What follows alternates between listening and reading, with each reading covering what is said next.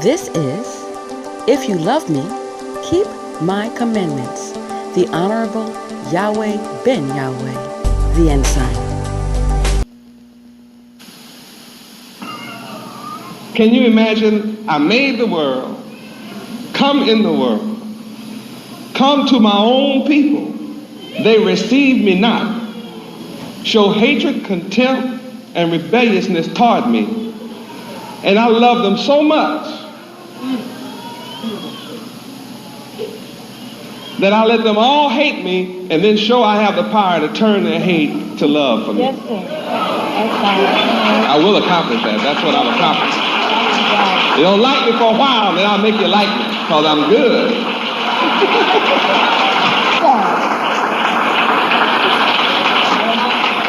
I am the compassionate one. Yes, sir, the philanthropist. It requires a great deal of compassion and love to come to help somebody that is expressing hatred towards you.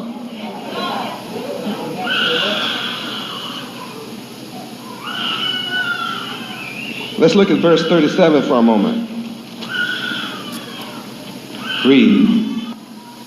These are the feasts of the Lord Yahweh, which ye shall proclaim to be holy convocations, to offer an offering made by fire unto the Lord Yahweh, a burnt offering and a meat offering, a sacrifice and drink offerings, everything upon his day.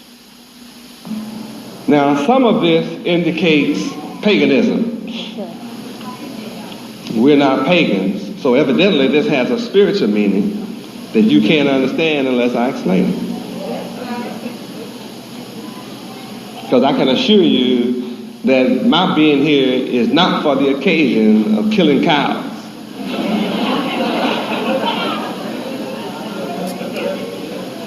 They're already killing enough cows. Besides, you don't own any cows to kill.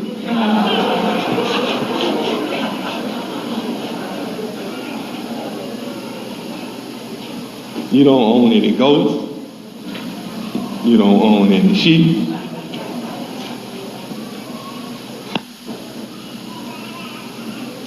So if the Creator requires you to sacrifice an animal, you wouldn't be able to do your sacrifices.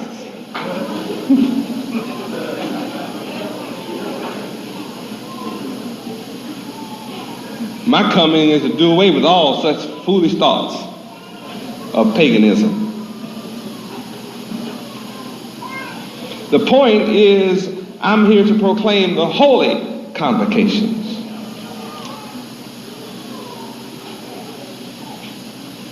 And at some other time, I'll explain to you all these other little points on meat offering, all that. Let's take a look at verse 14. Read. And ye shall eat neither bread, nor parched corn, nor green ears, until the selfsame day that ye have brought an offering unto your God, Yahweh. It shall be a statute forever throughout your generations, in all your dwellings. Now I can show you what the offering is. Let's go to Deuteronomy chapter 16, and I'm going to let you read the offering you have to bring.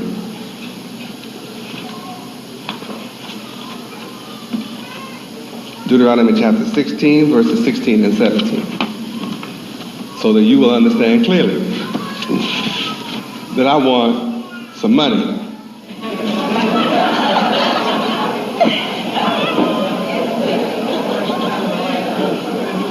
I want to clear the debt. Gold, I want gold, silver, and money. 3 times a year minimum. And you can't say you believe in the law and don't bring it. You can talk all you want to talk, but The proof is you bring me some money. Before I came, you could hide out and say the Lord will understand. But I'm here now to tell you I don't understand.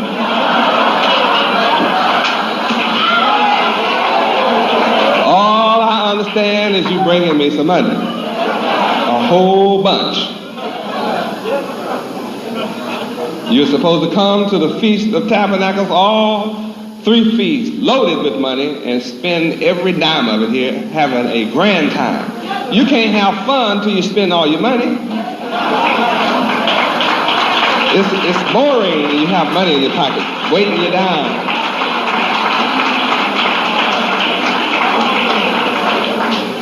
See, I have a little fun with that one because I know you've been having a lot of fun in America. And you've been broke ever since you've been here.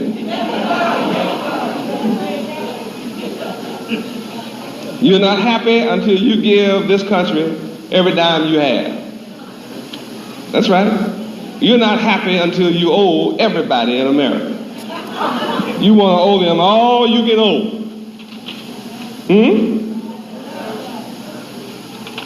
Is that right? Some call it credit. Other folk call it debt.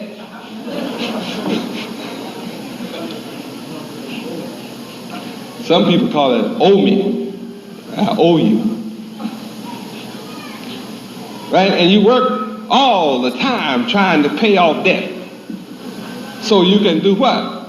Get happy with more credit.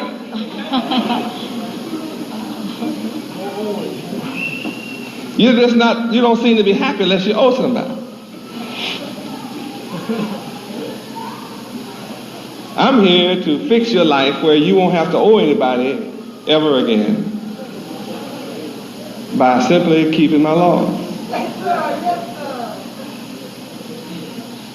Now you can't rob me and be blessed too. Let's read Deuteronomy 16, 16, 17, then we might go to Malachi. Read. 3 times in a year shall all thy males appear before the Lord Yahweh thy God in the place which he shall choose, in the feast of unleavened bread, and in the feast of weeks, and in the feast of tabernacles. And they shall not appear before the Lord Yahweh empty. Every man shall give as he is able, according to the blessing of the Lord Yahweh thy God, which he hath given thee. Praise Yahweh. Praise Yahweh. That's the law. Knowing in advance that you must meet God 3 times a year with your pockets full means you will be industrious. You won't try to be a schemer, or a slickster, or a bum, or a freeloader.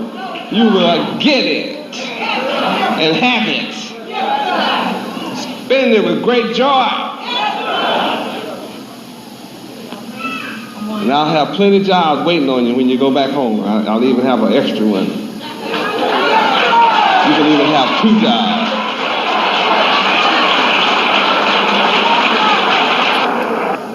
So that you won't be able to appear before Yahweh empty, according to the blessings that I give you. Well, let's see what my blessings are. Proverbs 10:22. Let's see what my blessings are. So you should be able if you receive my blessing. Read. The blessing of the Lord Yahweh, it maketh rich, and he addeth no sorrow with it.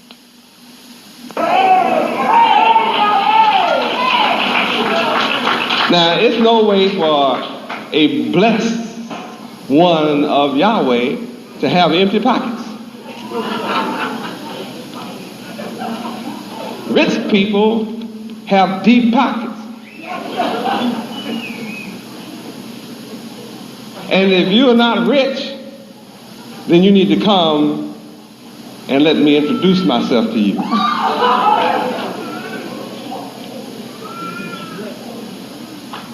The opposite of blessed is curse.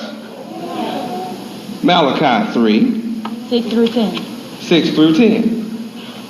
If you're not rich, here's the reason why. Feast of Tabernacle teaches us our duties and responsibilities. That's the last book of the Old Testament, Malachi. That's before Matthew.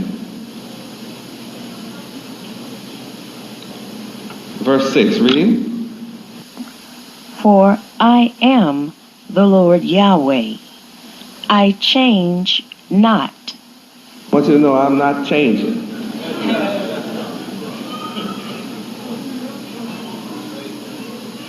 I am Yahweh ben Yahweh, and I change not. And you are the sons of Jacob. That's the only reason you have not been consumed, because you're the sons of Jacob. Otherwise, you'd be consumed out already. Because even from the days of your fathers, you have gone away from my ordinances and my laws, and you have not kept them. You want to be rich? All you have to do is return unto me. And if you return to me, I will return to you.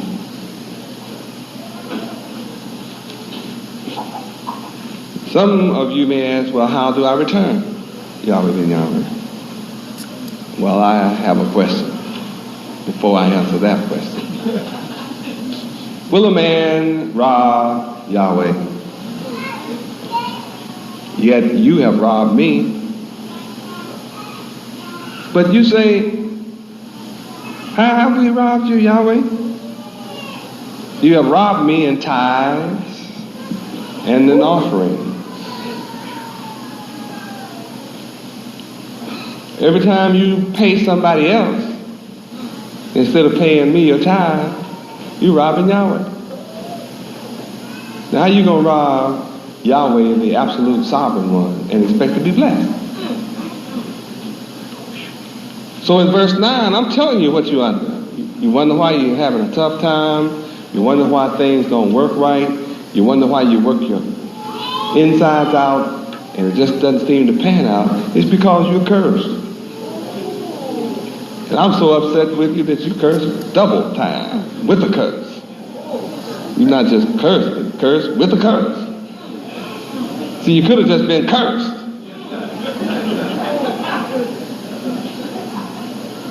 But I curse you with a curse. I'm the one. Even this whole nation has robbed me. Now, you want to be rich? How many want to be rich? Want to be able to come to the feast empty and live like kings and live the glorious rich life? Then bring all the time to this storehouse. And let me prove right now in your life that if you bring this meat, see this meat, I tell you I explain some of it as we go along. This meat is money.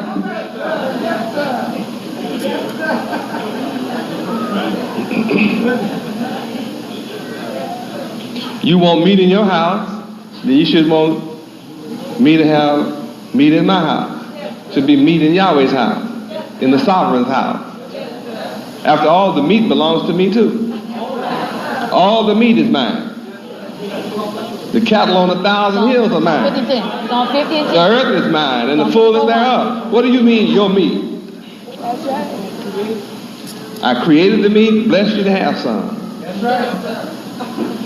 All I say is, so I think I've cleared up something for you. with the word.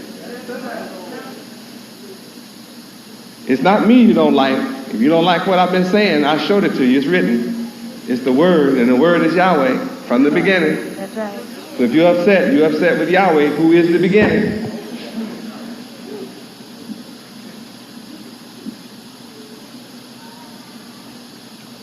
It's a blessing to live with God.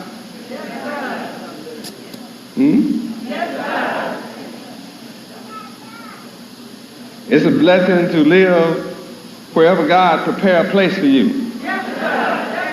It's better to pay God than to pay an enemy of God. How you say you love God and then you pay an enemy of God. Woo!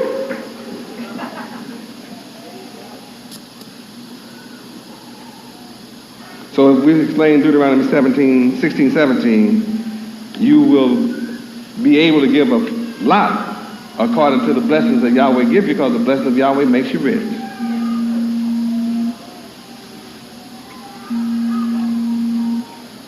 That means you are born to be sovereign yourself. I am come to make you sovereign. I'm come to give you the power to be sovereign. I am come to give you the supreme power to rule forever.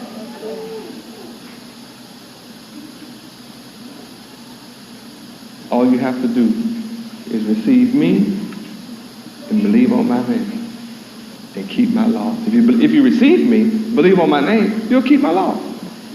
John 14, 15. You have to love me to do that. Yes, sir. If you love me, you keep my commandments. John 14, 15. Yes, sir.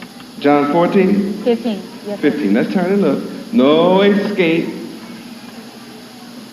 This is all a part of tabernacle. John 14. If you love me, you will keep my commandments. Read. If ye love me, keep my commandments. Not an option. Let's turn to Exodus chapter 12, verse 6.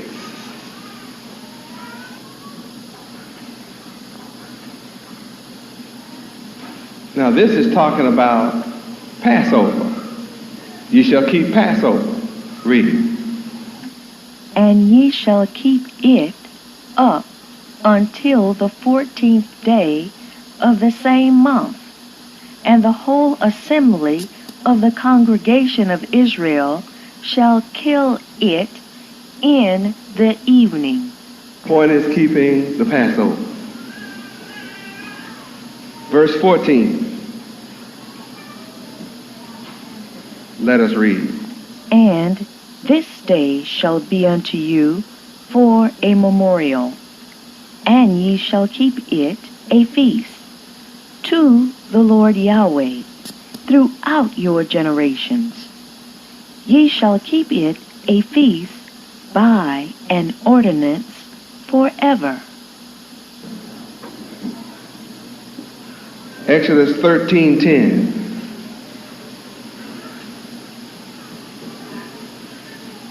Read.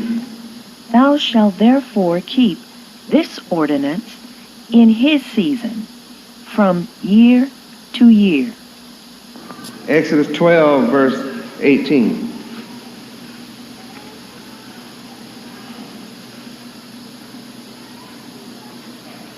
Talking about keeping all the ordinances of Yahweh. Read. In the first month, on the 14th day of the month, at even, ye shall eat unleavened bread, until the 21st day of the month, at even. Exodus chapter 13, verse 3. And Moses said unto the people, Remember this day, in which ye came out from Egypt, out of the house of bondage. For by strength of hand the Lord Yahweh brought you out from this place. There shall no leavened bread be eaten.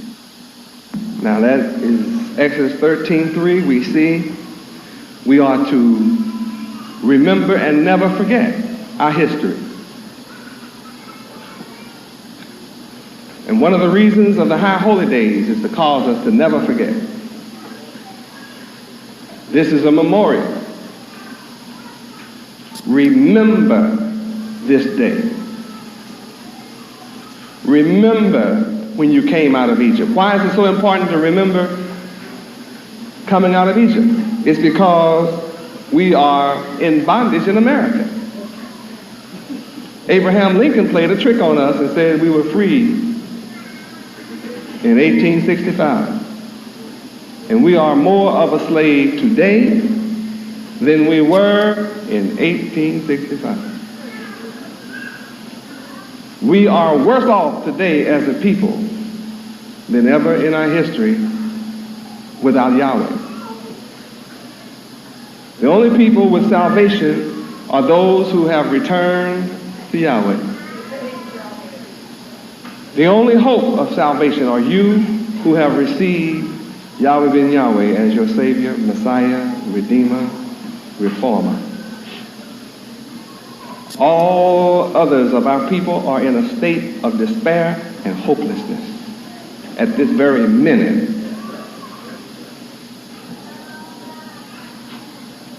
Now, America is a much more scientific enemy than Pharaoh was in Egypt.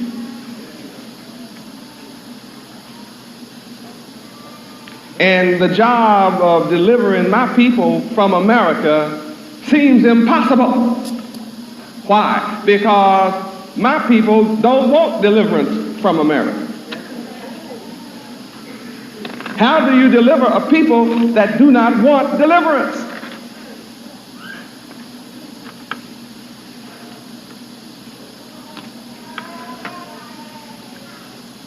The only people that could want deliverance from America are those of us who have been resurrected into the knowledge of Yahweh. And some come here and put on white and pretend they have been resurrected. Some just come and pretend they've been resurrected without putting on white. But are in love with all that wicked America stands for. As long as they believe we're going to stay in America, they're happy.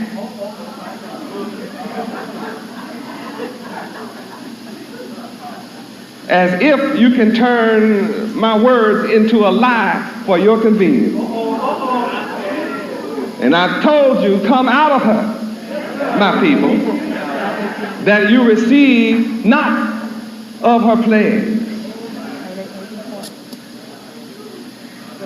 But I haven't come to a people that have no idea of what come out of her means and don't want to come out of her in any form. Spiritual, mental, or physical. You can forget physical, and it seems like you can forget spiritual. And don't talk about mental. Come out of America, what are you talking about? Yahweh ben Yahweh. Shoot.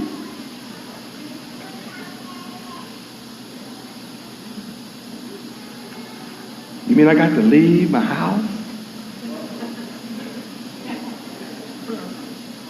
You mean I have to forsake my house, forsake my mother and father and sisters and brothers, and forsake my families and forsake lands?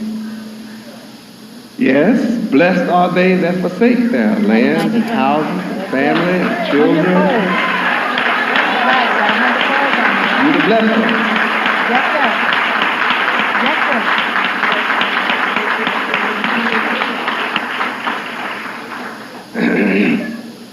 See, that blows some people right on out the saddle.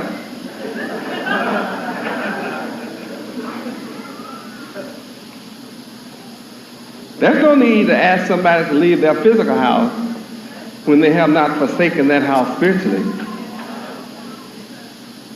And unless you spiritually forsake houses in America and land and property and what you think is a family, you're doomed with America.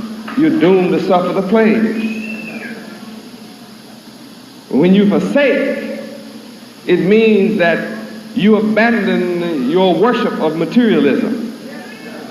And that does not mean you won't have materialism, but it means that you change God.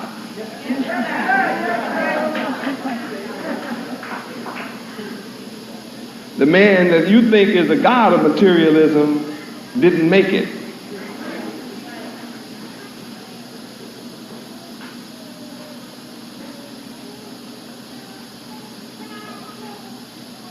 Man did not make the material that automobiles are made from. I did.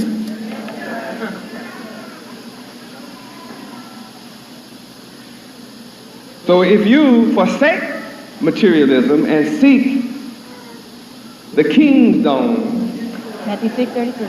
Yes, first, yes, sir.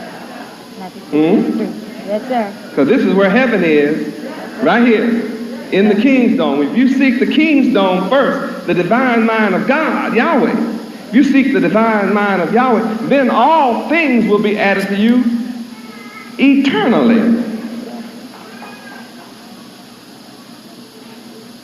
You won't have to worship another people to get material things. You worship your own creator, Yahweh. Worship your own Father, Yahweh. And I'll bless you with, I'll just add everything you can think of and that which you have not thought of. I'll add it all to you eternally. That's why I have manifest the material power that I have thus far, is to show you that I don't have to do wrong and wicked things to be rich. I'm showing you that you can do righteousness and yet be rich. You don't have to be an immoral businessman to be rich. I'm demonstrating you can be a righteous man and be rich and sleep every night, knowing that you've been good to everybody.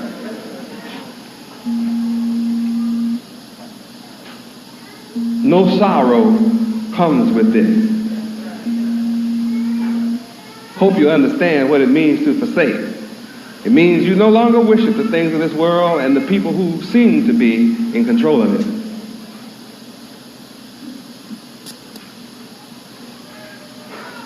It's not just white folk that own and make material things. There's Mitsubishi. Mitsubishi. Yes, sir. Kawasaki. Suzuki. Suzuki. Suzuki. Isuzu. Nissan. Kawasaki. I guess you're going to worship them now, right? Sony. See, I speak a lot of Japanese, you know this? You didn't know I could speak Japanese. I can say more than Saranara.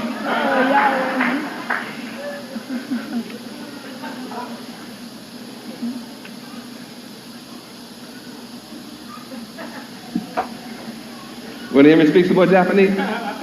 Kawasaki. Mitsubishi Kawasaki.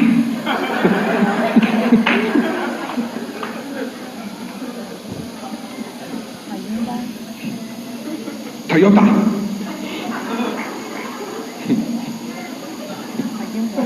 See, you speak a lot of Japanese. I guess you're going to worship them next.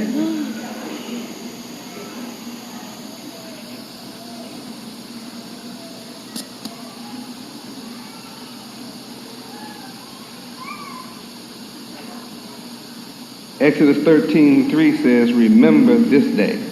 Remember when you came out of Egypt. Remember when you came out of the house of bondage. It wasn't your doing, but it was by the strength of the hand of Yahweh.